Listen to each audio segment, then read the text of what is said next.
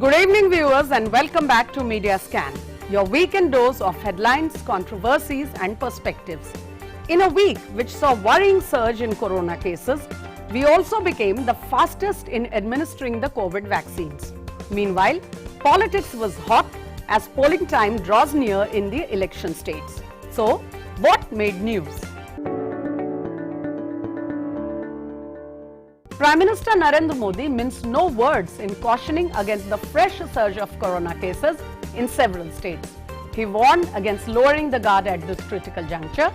PM Modi was addressing chief ministers of the worst affected states during a special interaction this week. Meanwhile, India has shown the speediest acceleration in the administration of the COVID vaccine this week. External Affairs Minister S. Jaishankar informed Parliament that vaccine Maitri had generated immense goodwill for the nation worldwide.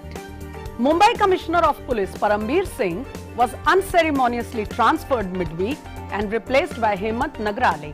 His shunting is seen as a damage control move after some damning revelations about suspended Assistant Police Inspector Sachin Vaze, which appeared in the media. The chain of events was triggered after an explosive-laden car was found near Antilia, the residence of Mukesh Ambani. Soon, businessman Mansukh Hiran was found dead in a tree. NIA is investigating the explosive scare case, while the Hiran's death case is with the Mumbai police. Vaze's role is being suspected in both. BJP leader Devendra Fadnavis has blamed the political leadership of Maharashtra government. PM Modi set the pace for the BJP campaign this week by giving the slogan Vikas Hobe against the TMC's Khela Hobe. He stressed that Didi's Khela or the game was over. While BJP has been focusing its campaign on the double engine, that is same party ruling in Delhi and Kolkata, the TMC has been harping on outsider by trying to prep up Mamata Banerjee as the daughter of the land.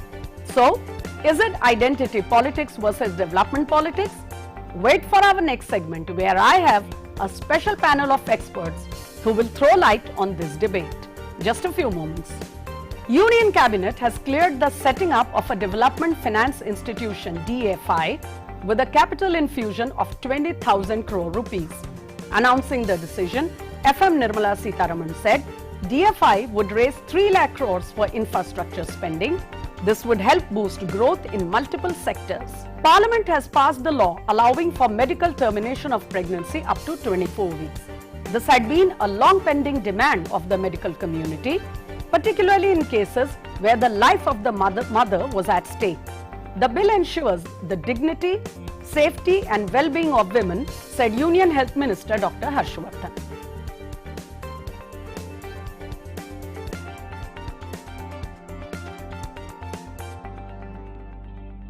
Those were some of the top headlines you saw dominating the media space through the week.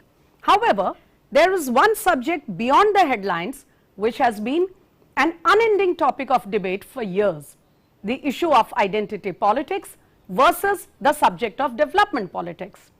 That debate was reignited this week in the context of the ongoing state elections and the campaign. So, is democracy strengthened by assertion of identity, or is it strengthened only by development? Are these two facets of democracy antithetical to each other or actually complementary? Has identity politics helped in reducing caste, religious and regional disparities? Does the media tend to glamorize identity issues and play down development most of the time? These and many more questions have been raised off and on. I have here with me a very distinguished panel of political analysts who will help us this evening to understand all of these questions and much more. I have here with me my first guest, well-known political analyst, political scientist. You have been reading him in newspapers and listening to him on TV, Rahul Verma, a well-known political analyst and currently fellow at the Center for Policy Research. Welcome Rahul Verma, and a special warm welcome to you because this is your first appearance on Media Scan. I also have with me my second guest, Professor Hiraman Tiwari. Students and people who are in the know of things in the academic world know Professor Tiwari very well. He is currently chairperson of the Center for Media Studies in the Jawaharlal Nehru University. A warm welcome to you also, Professor Hiraman Tiwari, and I hope with these two very distinguished experts with me, Rahul Verma and Professor Hiraman Tiwari, we shall be able to go in depth into this subject and perhaps get a rounded, ringside, 360-degree view of this very complicated but very relevant subject. If I may come to you first, Rahul Verma, my simple and straight question to you is, I as a student of political journalism and you as an analyst and all of our viewers here, we have been reading, listening and discussing on the subject why identity politics rears its head every time some elections are around, and whether it is antithetical to development politics or both. Your perspective, sir. So, Smitaji, identity politics is not antithetical to democracy or development. Okay. Identity is very foundation of the society, and their spilling over into the political realm should neither be surprising and nor it's also not unwarranted. I think what we tend to confuse, and so I wouldn't say media glamorizes identity and downplays development.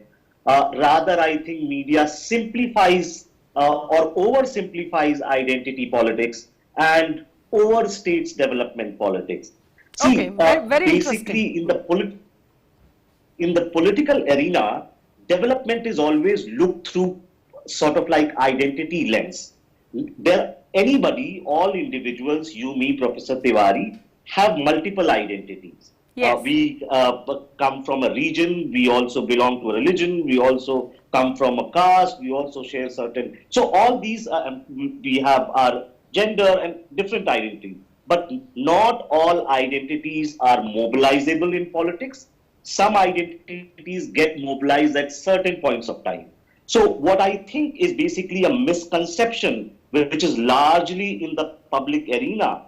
There are two different things: politicization of caste or caste politics. Yes. I think politicization of caste, in my mind, has a very positive connotation, because when you politicize certain things, you're basically using that to achieve certain objectives, which is compatible with both democracy as well as development. Very insightful, sir. I think, yes, but yes, what I think yes.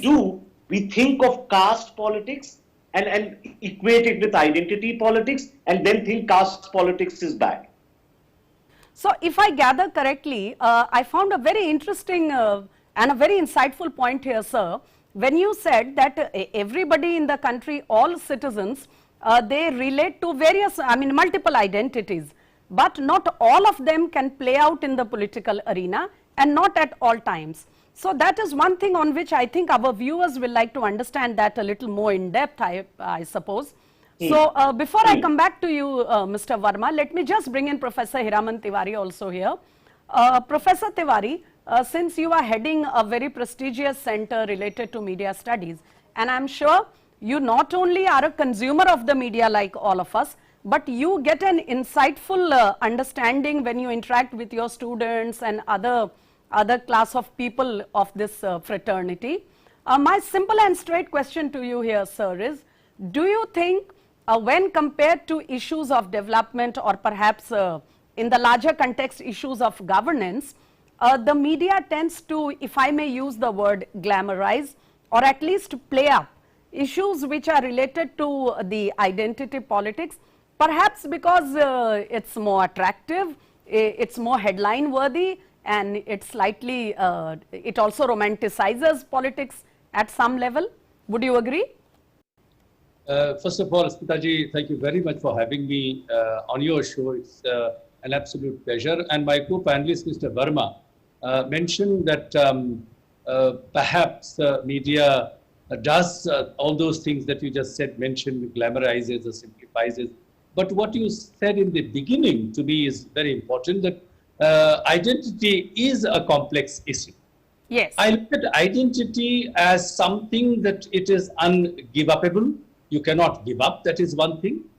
But we also, when we try and somehow put some sort of responsibility on the media, whether it is glamorizing it, whether it is simplifying it, that in itself is a simplification of the complex problem, because after all, media has to do what it does and can do. And not everybody is able to consume certain aspects of media critique and exercise of media the way some of us do. And I believe that he is quite right, Mr. Verma, that there are multiple identities that we all carry. But as long as I feel, and pardon me for being philosophical about it, is that if we create a concentric scene of our identity and we do not somehow see any kind of conflict with those centers, that as he said, I'm from a village in UP, then the area changes, and of course caste politics is totally different, we can discuss it a little later. Yes. But the identity politics is something that we need to be aware of, and we should be nuanced when we are trying to read and consume a particular kind of interpretation. And as far as glamorizing identity politics is concerned, another phrase that he mentioned, which in fact partly answers it, that whether you are playing a caste politics or politicization of caste, if you look at it, more or less both are the same thing. It depends how a media projects something, and if there are certain things which are important to underline in order to bring up the particular identity to enhance or to perhaps to contribute to the development of nation, not only economically but socially and politically. I do not think that identity politics really harms much. Very well put, sir. So that allow me to bring in Rahul Verma here. And Rahul Verma, like you had just underlined, you know, we all relate to multiple identities, and it's not always a bad thing, politically or otherwise, to play upon those identities. I think the concern begins, and we are seeing it play out in West Bengal at the moment, to a lesser extent in Tamil Nadu right now, these few weeks, till voting happens there. I think the concern really starts when playing upon a certain identity perhaps provokes or draws reaction from another set of people with a slightly different set of identity. So, I mean, do you think it lies, like Professor Hiraman Tiwari was stressing on the media, I would just take it little further and ask you, do you think it is the maturity is warranted on the part of the media, or is it more on the part of political parties and politicians to ensure that identities are taken as a factor, but they do not lead to any reaction or worse during or after elections? Thank you, Smitaji, for that question.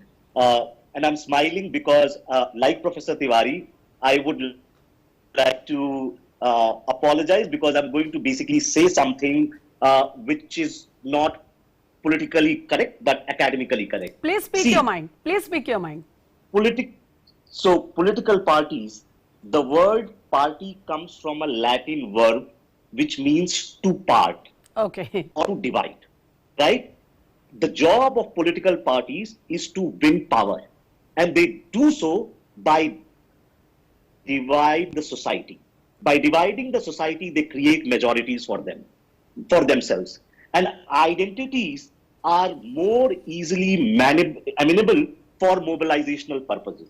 See, we all use our identities, right? Like we use identities in marriage, we use identity to decide where we live, we use identities to make friends, right? So identities are very fundamental part of our social life. They coming into political life is, again, I'm saying, is not surprising, and political parties will always use these identities to mobilize for themselves. See, I think your question so and allow me an interjection here. Allow me a cross question here, sir, just for better understanding of our viewers. So where do you think the problem, or if I may say, the tension actually begins? At what stage? So see, and so this will keep happening. Political parties are going to use them. I think the concern is largely coming from two things. One, when identities are mobilized in a way that they lead to tension. So, for example, what you have been mentioning, that in Bengal, what we are seeing is a hyper mobilization on religious identities, and it may lead to tension and violence on religious lines. And I understand that concern.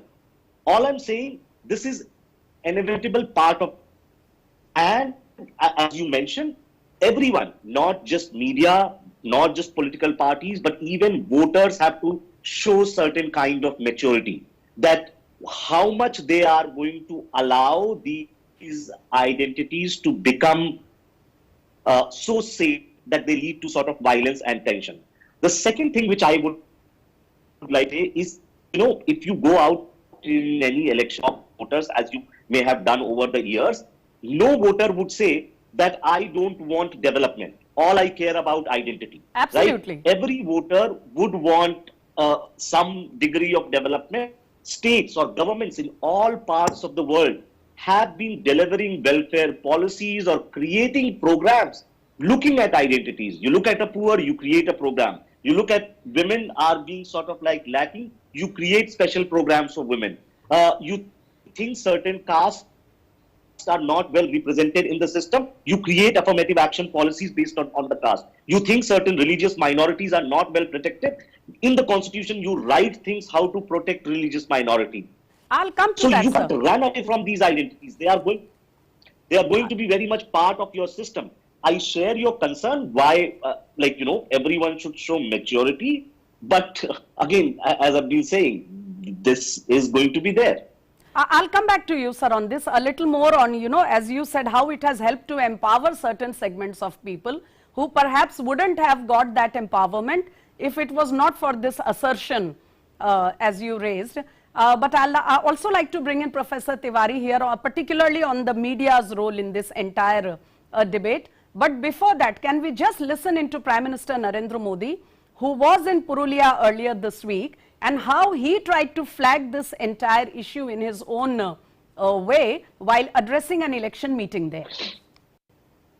दीदी को बंगाल के लोगों के हितों से ज्यादा खेल की चिंता पड़ी है, लेकिन दीदी ये भूल रही है कि इस बार खुद बंगाल की जनता उनके विरोध में खड़ी है। जब बंगाल के विकास के लिए दिन रात एक करने का संकल्प हो, तो दीदी खेला नहीं खेला जाता, दीदी खेला नहीं खेला जाता। और इसलिए दीदी बोले खेला होवे, बीजेपी बोले चाकरी होवे, दीदी बोले खेला होवे, बीजेपी बोले विकास होवे। So, Professor Tiwari, you just heard the Prime Minister and as even though he did not say it in so many words, we do understand that his stress on Vikas against the TMC slogan of Khela Hobe is perhaps an answer to the TMC trying to, stress on the Bohiragoto, that is the outsider which it alleges the BJP leaders to be. However, I'll come to you on a slightly larger question here, sir. My concern is, just as Rahul Verma pointed out, we need maturity at all levels, including the voter and the citizens, to ensure that identity helps in our empowerment, but it does not create conflict situations in the society and the country. How do you think, because this is media's cancer, we like to understand the media's role in the scheme of things. How do you think the media can help in performing this role and to prevent any conflict situation while also stressing on the various identities which Indians relate to?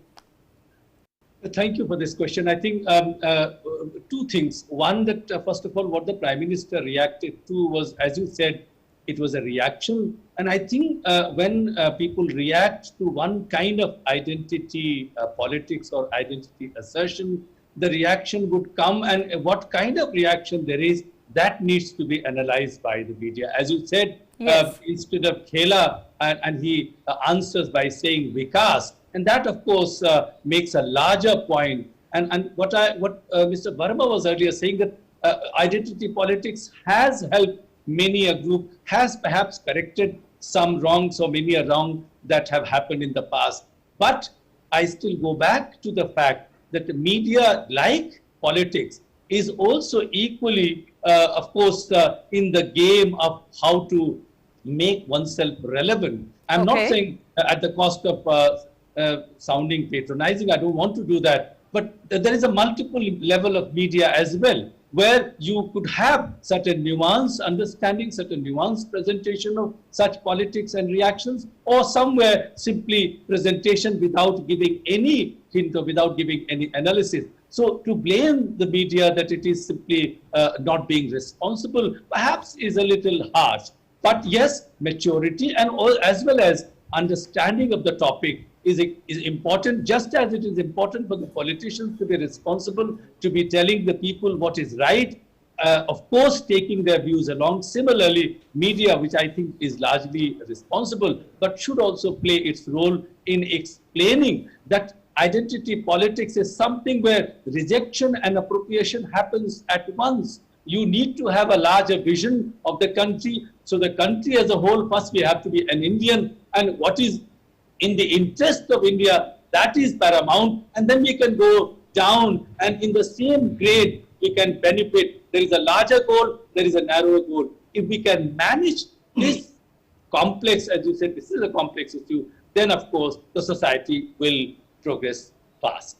Absolutely, sir. So if I gather correctly, what you are saying is, if there is a certain forward-looking vision and a deeper understanding of the people and the subject that the media persons are dealing with, it will perhaps helps in balancing the short-term and long-term perspective and help in not making into a situation which can go out of hand. On that note, I have very little time left, Professor Tiwari. So I would like to put just a very quick last question to Rahul Verma here, a slightly forward-looking query that I have. Mr. Verma, since we have been following your data analysis and your reading and observations very regularly these days, and you of course writing profusely, sir. So I would just like to know, where do you see things playing out from here for political parties in India? If you can put it briefly, for the regional parties and for those in the national parties. We have very few left of them actually. In what sense? Sorry. Yes. So as you said, identity politics has helped empower several segments of the society in our country, and perhaps helped in, if not removing, reducing some of the historical disparities. So how do you see this playing out in the coming days in the political sphere? First point on the Prime Minister's speech. See, as voters basically are concerned about development issues as well as identity issues, all no matter what, they use both these idioms in their speeches. So at some point, someone will emphasize identity. At other points, someone will emphasize identity. Right? Even Prime Minister in certain speeches will talk about development. In certain speeches, he does talk about identity. That is not going anywhere. That's why, be it regional parties, be it national parties, identities are going to be central to our political system. Because in politics, the context, what is politics at the end of the day? Politics at the end of the day is basically contest over resources. Yes. The national resources, the state resources, and parties basically represent certain groups. And it's not bad.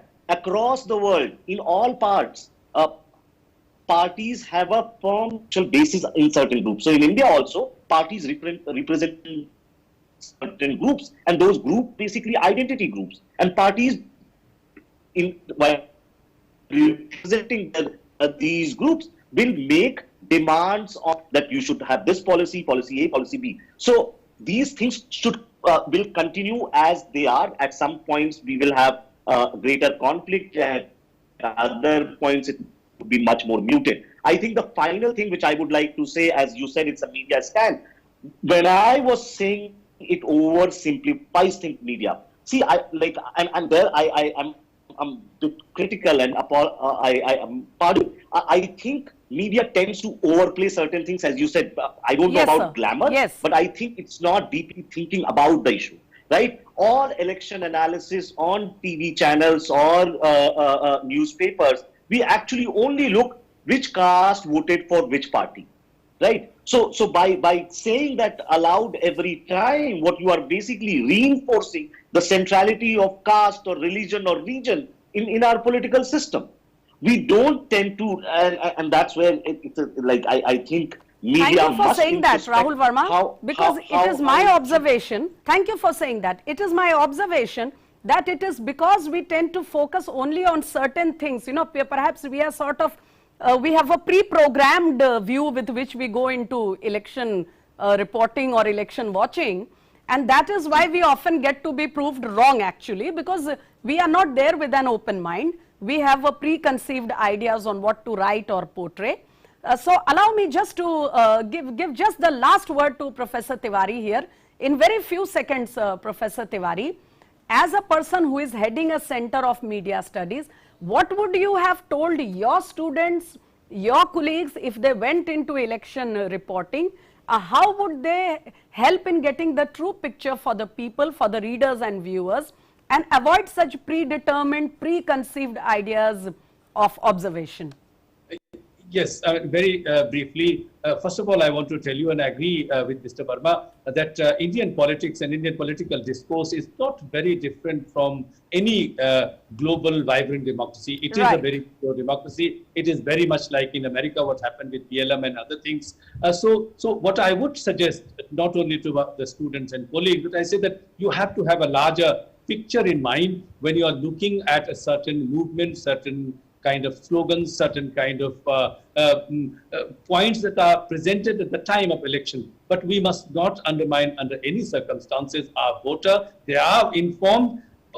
Similarly, media knows when to say what. There may be certain hiccups here and there, but we must look at certain points with certain sort of pinch of salt, and certain things with a tooth comb, and we can then come to a conclusion what is in the larger interest of the country and democracy, which is extremely important. There is no alternative to democracy in the world. Perfect. There is no substitute to democracy. Perfectly And put, are sir. very aware. Smitaji, can I get 10 seconds? Yes, Can I sir, get quickly, 10 please. seconds? Yes, sure, quickly. Yes. See, Smitaji, just on your last point, I don't mind journalists or anybody getting elections wrong. That is not job of the journalist. Unfortunately, all this, like in election reporting, journalists mostly care about predicting elections. That is not their job. Their job is to report what is happening on the ground. Their job is to report what voters are talking about. All they want, and I don't understand why they want to predict elections. That is not, they're not trained to predict election, and that is not their job. I understand you perfectly, sir, and I know that if journalists went into an election field without having this pressure on their mind that they should not be proved wrong, that they must have it, they must, as they say, read it correctly. If they just went out and spoke to the people and wrote it as it is, they would be doing justice to the voter instead of focusing on the predictive part, and then perhaps they wouldn't be going wrong also. But on that note, gentlemen, I'm sorry, it has been a very insightful, a very 360-degree discussion on a very complex subject, but I have completely run out of time. In fact, I have overshot my time today. So allow me to thank you with all my heart, Professor Hiraman Tiwari, Rahul Verma. Both of you gentlemen have been very helpful in getting us to understand the subject. And I hope perhaps one of these weekends I'll be able to get back to both of you on another relevant subject. So viewers, with that it's time to say goodbye on Media Scan, but do keep watching DD India.